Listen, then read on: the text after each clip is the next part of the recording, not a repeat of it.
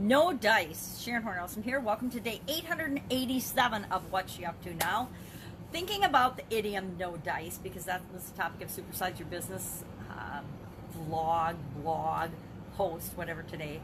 I guess it's a video. I do a video and then I share it on my podcast about no dice, the idiom no dice. And of course, it's a pretty new idiom. It's from the 1920s. There was a similar idiom in the 1820s, which was no go, which meant no, not going to happen. No dice, of course, means it's not going to happen or refusing to do something. And I like the idiom because it's a no. It's absolutely not going to happen. And I might start actually using no dice when I mean no, it's not going to happen, no way, instead of this is no, meaning it's not right for me right now. This is not the time for me to consider this, or I don't have the time for this right now. Sometimes people will ask me to be on their podcast, and I'm like, or ask me to do an interview or something, and I'm like, I don't have time right now. And when I tell them it's a month out, then they'll say, how about next Wednesday? And I'm like, what don't you understand about no, I can't do this right now?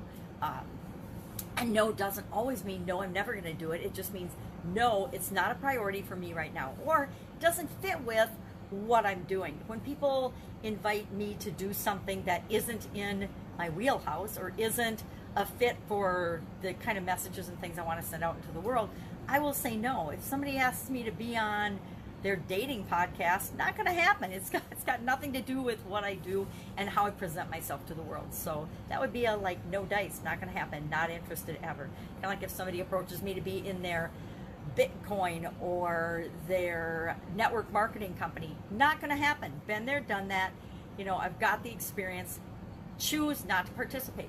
We don't all want to participate in every industry, and just because it's good for you doesn't mean it's good for me. And each and every one of us have the right to stand up for and live consistently with what feels good and is right and for us, right? It's like our opinions. We all get to have our opinions about everything, and it doesn't matter what anybody else thinks. We still get to have our opinions. Now, sometimes we change our mind, right? Sometimes we get more information and we decide to change how we feel or how we think about certain things. But while we think a certain way about something, guess what? We get to. It's none of anybody else's business. It's like, you know, how we feel about stuff, it's none of anybody else's business. So we can keep it to ourselves and we can deal with it or whatever. But it's not our job or responsibility or even our right to go out and try to influence other people to our way of thinking, right? To brainwash or change their mind. It's not our job. It's for each and every one of us to determine what's right for us. So no dice. I've been thinking obviously about that a lot this morning, this afternoon, this evening, whenever you might be watching or listening to this. So no dice was the topic of our Supersize Your Business idiom today.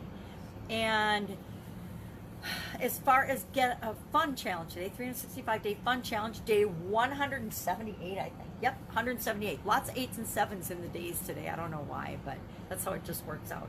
But that was all about sharing something fun that you decorate. So it was really about decorating a skateboard, because remember, it's written for 6 to 9-year-olds, go figure. But instead of decorating a skateboard, I said, hey, you can just share a picture or a GIF or GIF or anything that you want that makes you smile and that you think is fun. Share that in the comments below. Because we're always looking every day for at least one fun thing. Guess what? What we look for, we find on any given day. If I look for love and fun and continuity and excitement and positive actions, that's what I'll find in the day. If I look for grumpy people, road rage, negative experiences, traffic, rude clerks or something, guess what? I'll experience that in the day. So I say I go out and look for love, gratitude, appreciation, fun, manners, treating other people the way you want to be treated. I go look for those things, and that's what I see, and that's what I experience in my life. So I appreciate that. Get Up and Go Challenge today was day 33 of the 40-day Get Up and Go Challenge. I was challenged by a group of 150,000 entrepreneurs to do a personal 40-day challenge. And if I'm going to do a challenge, especially a 40-day challenge, I'm not just going to do it by myself, I'm going to bring people along with me. Since I've been doing the Get Up and Go Challenge, I did a 30-day Get Up and Go Challenge for the first time in April, the month of April. So I'm like, well, why would I not do the 40-day Get Up and do it as a Get Up and Go Challenge? So I'm doing that. And we're breaking down each of the different 7 main areas of our life: physical, mental, emotional, spiritual, financial, of course, relationships, and contribution. And I'm going through, as I personally go through the challenge, and doing each one of those areas and sharing my framework, the SOAP framework for cleaning up our act in each of those areas. And this time through happens to be about spiritual health, my spiritual health, spirituality, whatever you want to call it, spiritual, and how we interact with more than us, right? More than our being, but it's about our being and God and religion and whatever you believe. And again, it's not my job or my responsibility or even my right to try to influence people to my way of thinking, my beliefs. It's just about, here's a process that you can go through the SOAP framework in analyzing your beliefs, your situation, your feelings, your everything about your spirituality. So today we talked about doing a SWOT analysis, a spiritual SWOT analysis.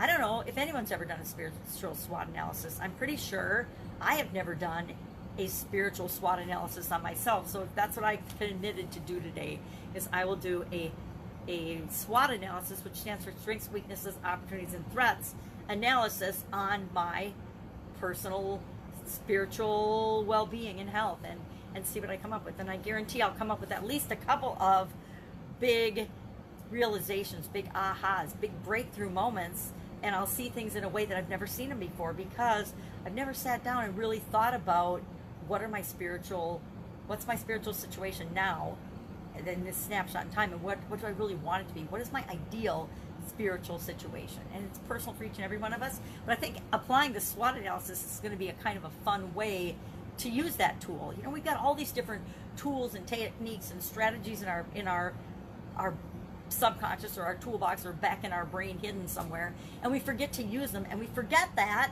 we can use them in different situations, in different areas of our life. We don't just have to use them with respect to manufacturing and business and things like that, or scientific ways. I like to use myself as a science experiment. I do it all the time, and so this is just one more way to try a tool and a strategy from one area and aspect of my life and apply it to my spiritual health and well-being. My daughter and son-in-law are heading home from Colorado today for the first time since March, so I am beyond excited to see them, and I'm super excited to get stuff ready for them. They'll be home probably this afternoon with themselves and their two amazing dogs, so it's going to be a very lively household for about a week or so, but I'm excited to see them. I really, really miss them.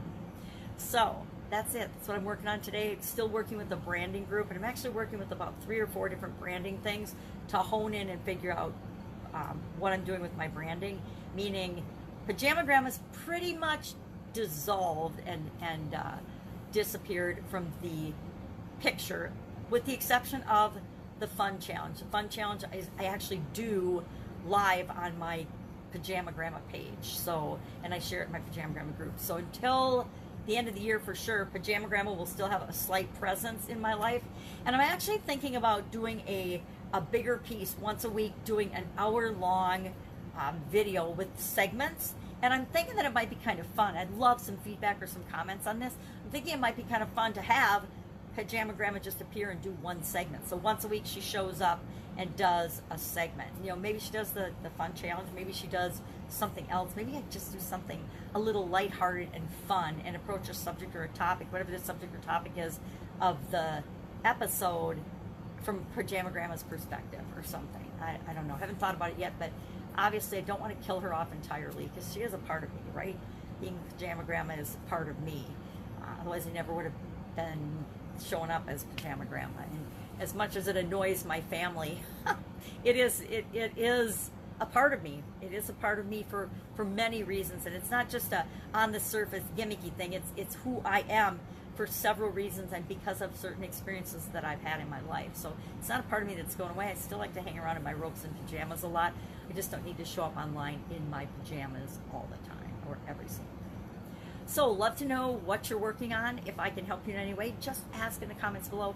If you have a question or are struggling with anything that we talk about, just ask. I might not know all the answers. I might not know the answer to your specific question, but I guarantee you I can move you ahead in the direction of finding the answer, either with a resource or a person that can absolutely positively help you out. No question is unanswerable. No problem is so big that we can't figure it out and solve it. Everything, as Marie Forleo says, everything is figure-outable. I think she has a very wise mother. We just have to know that we can figure it out, and that We already know the answers anyway. They're already inside us. We just have to let them out.